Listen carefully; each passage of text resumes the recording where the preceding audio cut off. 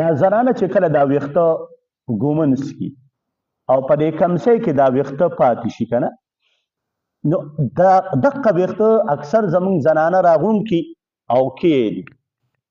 د دغې ویښتو خرڅول او اغوستل دا څنګه دي؟ جایز دی او که جایز نه؟ اکثر زموږ زنانه چې کوم دي دا داسې کوي چې کوم نه پوهېږي نو هغې دا ویښته راوالي او خرڅې کړي.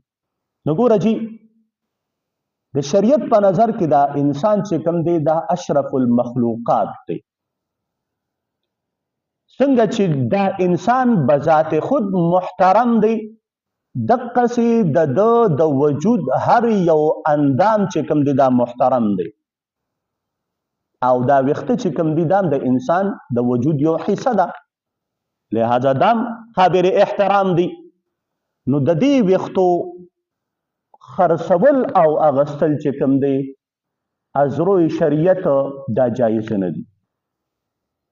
یوازې خرڅول نه بلکې دقه ویښته که بل انسان استعمالی نو هغه دپاره دا استعمال هم جایز نه دی.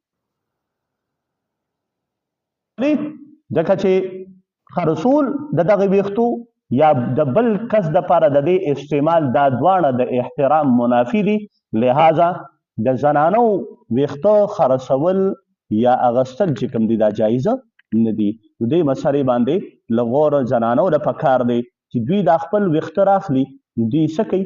دوی د ګوتۍ کې هر څه کې دا د جمع کړي او بیا د په ځمکه کې ښخوي.